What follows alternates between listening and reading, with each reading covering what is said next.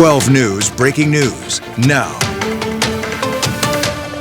And we begin by tracking two breaking stories that are happening right now. First, Phoenix police say two people are in the hospital after a shooting involving their officers. This is near 75th Avenue and Lower Buckeye Road. We'll have a live report from the scene in just a moment. But first, we want to get to the latest details in today's massive federal investigation into a chain of local sports bars. Multiple locations across the valley are shut down tonight after federal agents served search warrants at the chain's restaurants all across the valley.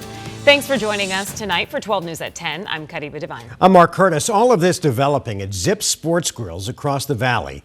Zips has 14 locations. 12 News sent crews to 7 of those locations today. And at each location we went to, the restaurant was either closed or had federal agents on the scene investigating. We also sent a crew to the corporate headquarters for the company that owns and operates Zips. We saw police presence there as well, though we did not appear to see any federal agents. We have reached out to the owner by phone to ask what's going on, but we have not gotten a response yet.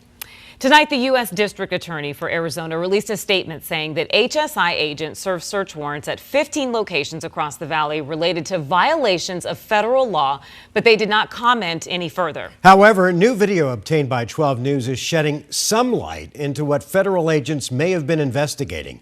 This is what one agent at the Zips in Ahwatukee told bystanders. Take a listen. What's happening, man? What are you guys doing? It's an aggravated fraud case. I don't know why people think it's an immigration case. As you've seen, the employees have been walking out. They've been interviewed, and then they've walked out. Okay. That is it.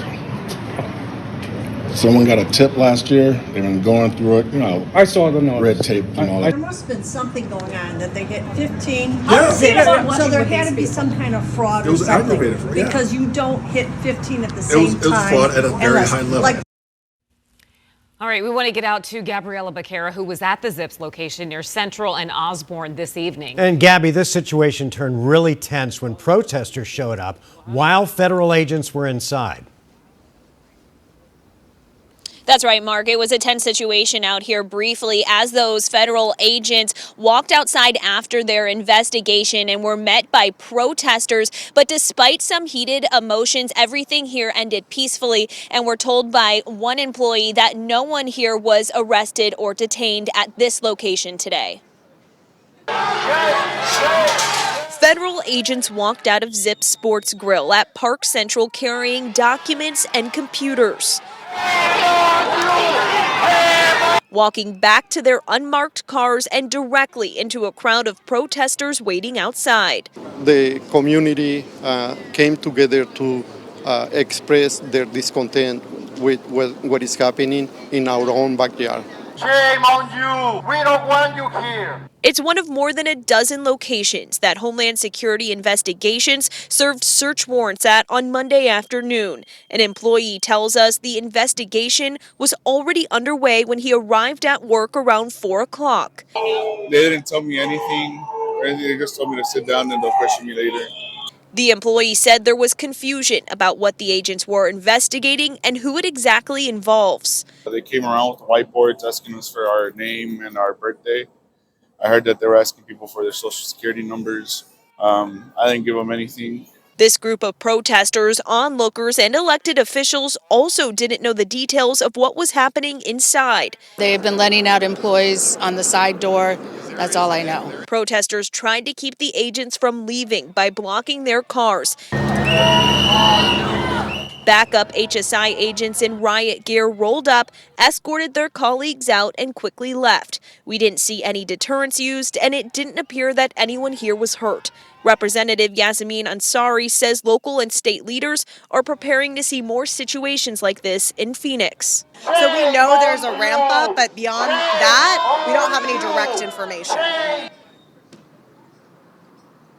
And unlike some of the other locations that federal agents were at today, we did not see any local law enforcement here in this parking lot at all today. We're working to get more information on what happened inside, and we'll share that with you when we have it. Live in Phoenix, Gabriella Becerra, 12 News. All right, Gabby, thank you. And of course, that wasn't the only location where federal agents were on hand. They were also at a Zips location along Mill Avenue in Tempe. Our crews on scene there saw multiple Zips employees being loaded into the back of a white van. Law enforcement also deployed pepper balls at the feet of a protester who was blocking the van from driving away. Inside the restaurant, masked agents could be seen sitting next to someone whose hands were cuffed with zip ties. We're still trying to get more specific information about what this investigation is looking into. Of course, we'll continue to follow it closely, so stay with 12 News for more updates. Also breaking tonight, police are investigating a shooting involving its officers. It happened in a South Phoenix neighborhood, sending 2 people to the hospital. 12 News journalist Chase Golightly is joining us live near 75th Avenue and Buckeye Road with what we know. And Chase, have you spoken to police about this yet? Kirby and Mark, we did speak with the Phoenix Police Department spokesperson about an hour ago, but they provided very little detail on the situation, and we weren't allowed to ask any questions for clarification. What we do know is that 2 people were shot and taken to the hospital, but since we weren't able to ask any questions, I want to go ahead and play for you exactly what that spokesperson for the police department had to say about this. Just after 6 o'clock, officers were called to this area for a disturbance. When they arrived on scene, they observed a large fight. In the process of that fight, they did see a subject and opened fire on that subject. However, there was also one individual inside that was already injured, and it was determined that he had been shot already. So we do have one individual on scene from the original call that was transported to the hospital, and we do have another individual that was involved in the officer-involved shooting. I don't have updates on condition at this time. I'll attend a briefing and try to get more information and be able to provide that to you when it's available. Now, right after this interview, we spoke with a man named Jarvis Gonzalez who says he lives at the home where this all happened. He says his 18-year-old brother was shot in the leg by the suspect who started shooting at his home. Now, Gonzalez claims police shot the wrong person. That instead of going after the suspect, they shot his stepfather, who he says his home was being broken into. The owner of the house, the landlord, his son came into the house with a gun, shot my little brother in the leg, and my 2 stepdads tackled him to the floor, held him down, called the police, and when the police showed up, they shot the wrong guy. They shot my stepdad in the face.